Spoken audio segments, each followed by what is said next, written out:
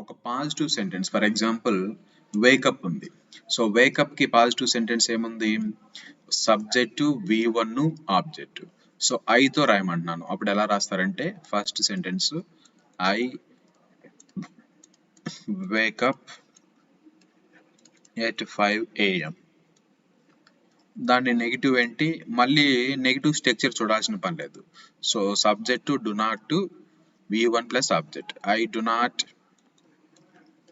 wake up at 5 AM. So దీనికి question ఏంటి? Do I wake up? Do I wake up at 5 AM? So positive question కి negative question కి చివరిలో question mark ఉండాలి. రఘురామ్ నువ్వు అది పెట్టలేదు, ఒకసారి చూసుకో. Do I wake up at 5 AM. So ఇది పాజిటివ్ క్వశ్చన్. దీన్ని నెగిటివ్ క్వశ్చన్ చేస్తే డూ నాట్ ఆర్ డోంట్ అని వస్తుంది. అయితే మీరు ఎలా ప్రాక్టీస్ చేయాలంటే ఇప్పుడు యూ సబ్జెక్ట్ తీసుకోండి.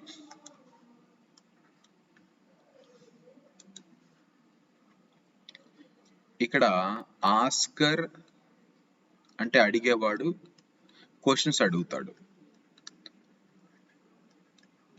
అలాగే ఆన్సర్ రిప్లయర్ అనగా రిప్లయర్ ఆర్ ఆన్సరర్. సో రిప్లయర్ ఆన్సర్స్ ఇస్తాడు. సో ఆన్సర్స్ ని మనము రెండు విధాలుగా ఇవ్వచ్చు. ముందు క్వశ్చన్స్ ఎలా అడగాలో చూద్దాం.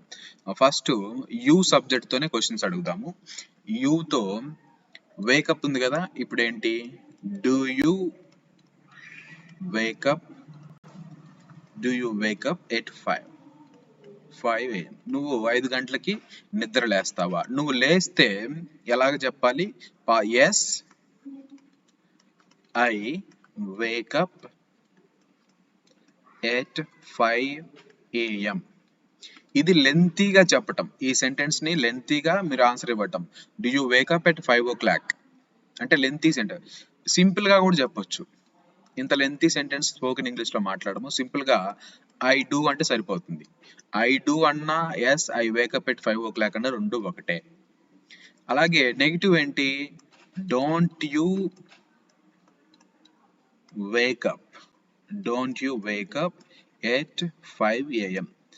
సో 5 AM కి నువ్వు నిద్ర లేవవా? ఈ no or yes I wake up at 5 o'clock.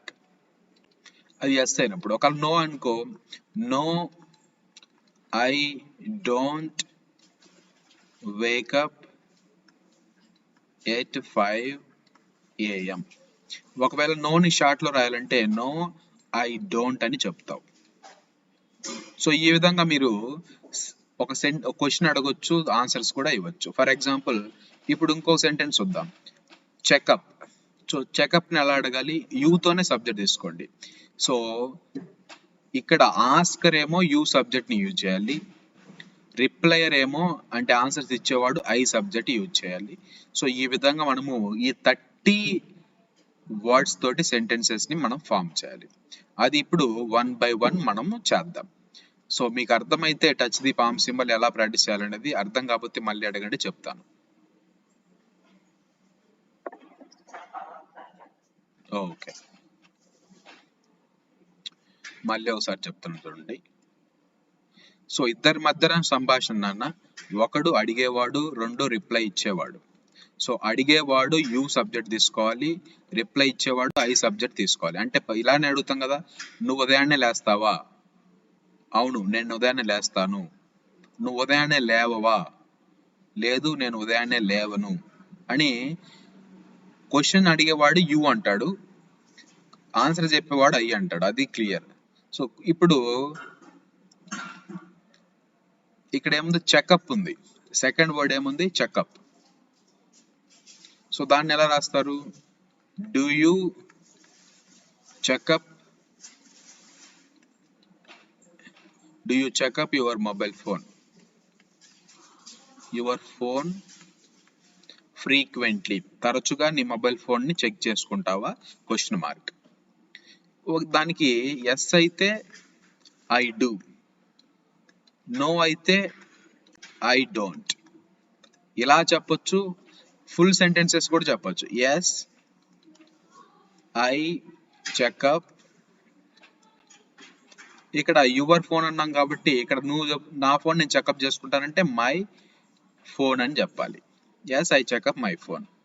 No I don't checkup okay my phone అని లెంతీగా కూడా నువ్వు ఒక సెంటెన్స్ చెప్పొచ్చు. ఇప్పుడు ఓవరాల్ గా చెప్తాను చూడండి ఎలా ప్రాక్టీస్ చేయాలో. ఫర్ ఎగ్జాంపుల్ నేను వాష్, బ్రష్, వేర్ ఈ 3 ఎలా అడగాలో ఇప్పుడు ఓవరాల్ గా మీకు చెప్తాను, మీరు వినండి. తర్వాత మీరు ప్రాక్టీస్ చేసేటప్పుడు ఈజీగా ఉంటుంది. ఫర్ ఎగ్జాంపుల్ నేనే రఘు అనుకోండి, నేనే రాజేష్ అనుకోండి. ఇప్పుడు నేను అడుగుతున్నాను, రఘు రాజేష్ని అడుగుతున్నాడు ఏంటి,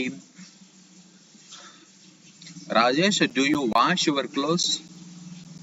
yes I wash my clothes. Rajesh don't you wash your clothes?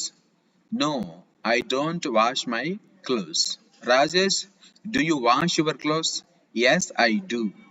Rajesh do you wash your clothes? No I don't. So ఈ విధంగా మీరు చెప్పాలి.